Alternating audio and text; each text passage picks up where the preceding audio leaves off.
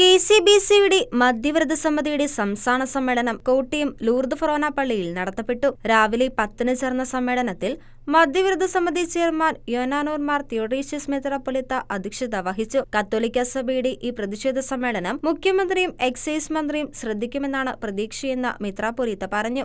രാവിലെ 10:20-ന് മേജർ റിവ്യൂവും 11:15-ന് ആർച്ച് ബിഷപ്പ് മാർ തോമസ് സറിയിൽ ക്ലാസുകൾ നയിക്കുകയും general secretary father John Areekal പ്രസംഗിക്കുകയും ചെയ്തു. ക്രിസ്ത്യാനിറ്റി എന്നാൽ ധീരതയോടെയുള്ള ജീവിതമാണെന്നും ആ ധീരതയോടുകൂടി ജീവിക്കാൻ സാധിക്കുമ്പോൾ മദ്യത്തിന്റെ പുറകെയൊന്നും ആരും പോവില്ല എന്നും ചങ്ങനാശ്ശേരി രൂപത ആർച്ച് ബിഷപ്പ് മാർ തോമസ് സറിയിൽ സമ്മേളനത്തിൽ പറഞ്ഞു. ക്രിസ്ത്യാനിറ്റി എന്ന് പറയുന്നത് ധീരതയുടെ ഒരു ജീവിതമാണ്.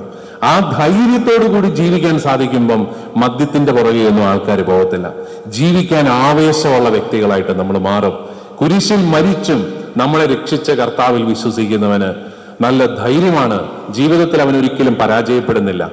ആ ഒരു ധീരതയുടെയും സന്തോഷത്തിന്റെയും ഒരു ചൈതന്യം പ്രസരിപ്പിക്കാനായിട്ട് സാധിക്കുകയാണെങ്കിൽ തീർച്ചയായിട്ടും നമുക്ക് ആരോഗ്യകരമായ ഒരു ജീവിതം പ്രചരിപ്പിക്കാനായിട്ട് പറ്റും. നമ്മൾ മദ്യവർജനം എന്ന് പറഞ്ഞു കഴിഞ്ഞാൽ ചിലപ്പോൾ ആർക്കും ഇഷ്ടപ്പെടത്തില്ല.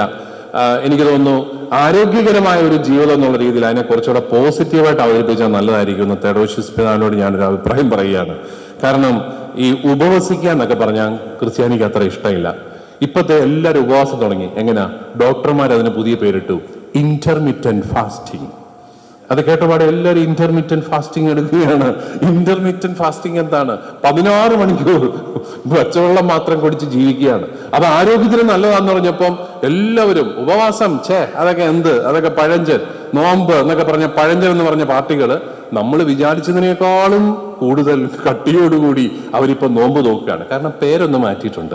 ഇന്നത്തെ തോതിലുള്ള മദ്യവിൽപ്പനയും ഉപയോഗവും കേരളത്തെ ഇല്ലാതാക്കുമെന്ന് പൊതുസമ്മേളനം ഉദ്ഘാടനം ചെയ്യവേ പ്രതിപക്ഷ നേതാവ് VD സതീശൻ പറഞ്ഞു. ബ്രൂവറിയല്ല കേരളത്തിന്റെ വ്യവസായ വികസനമെന്നും പാലക്കാട്ടെ ബ്രൂവറിക്ക് വേണ്ടി സർക്കാർ മദ്യനയത്തിൽ മാറ്റം വരുത്തിയെന്നും ഒരു ബ്രൂവറിയും കേരളത്തിൽ അനുവദിക്കില്ല എന്നും UDF അധികാരത്തിലെത്തിയാൽ ഇതേ നയമായിരിക്കും പാലിക്കുകയെന്നും അദ്ദേഹം കൂട്ടിച്ചേർത്തു. മദ്യം കേരളത്തെ ലഹരിയിലാഴ്ത്തി. കോട്ടയം നഴ്സിംഗ് കോളേജ് റാഗിങ്ങിന് പിന്നിലും മദ്യലഹരി ഉപയോഗവും അതിനുവേണ്ടി പണസമ്പാദനത്തിനുമുള്ള ശ്രമമായിരുന്നുവെന്നും VD സതീശൻ പറഞ്ഞു. മധ്യവ്രത സമിതിയുടെ വാർഷിക പ്രവർത്തനങ്ങൾക്ക് തുടക്കം കുറിച്ച് ദീപശിഖ KCBC മധ്യവ്രത commission chairman bishop Yoohanon Mar തിയോഡീഷ്യസിന് സതീശൻ കൈമാറി. കാഞ്ഞിരപ്പള്ളി രൂപത ബിഷപ്പ് മാർ ജോസ് പുളിക്കൽ മുഖ്യപ്രഭാഷണം നടത്തി. ഒരുമിച്ച് മുന്നേറിയാൽ മദ്യലഹരിയിൽ നിന്ന് കേരളത്തെയും പ്രത്യേകിച്ച് യുവജനങ്ങളെയും രക്ഷിക്കാനാകുമെന്ന് മാർ ജോസ് പുളിക്കൽ പറഞ്ഞു. മദ്യത്തിനും ലഹരിക്കുമെതിരെ പ്രതികരിക്കാൻ കേരളത്തിലെ സാംസ്കാരിക നേതാക്കൾ മുന്നോട്ടിറങ്ങണമെന്നും മാധ്യമങ്ങൾ ഇത് പ്രൈം ടൈം ചർച്ചയാക്കണമെന്നും മാർ ജോസ് പുളിക്കൽ ഉദ്ബോധിപ്പിച്ചു.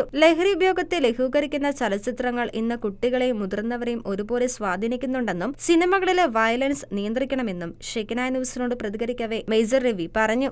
നമ്മൾ ചില കാര്യങ്ങൾ സമൂഹത്തിനകത്ത് എൻകറേജ് ചെയ്യേണ്ടാത്തത് സിനിമയിലൂടെ വന്നിട്ട് എൻകറേജ് ചെയ്യുന്ന സമയത്ത് ഡെഫിനറ്റായിട്ടും അത് ഇൻഫ്ലുവൻസ് ചെയ്യുന്നുണ്ടോ എന്നുള്ളത്. എന്നാൾ ആ റാഗിങ്, കോട്ടയത്ത് റാഗിങ് കഴിഞ്ഞ സമയത്ത് അതിൽ ഒരു പയ്യൻ പറഞ്ഞത് ഇത് ചില സിനിമയിൽ കണ്ട സീനാണ് ഞങ്ങളത് അനുകരിച്ചിരിക്കുന്നത്.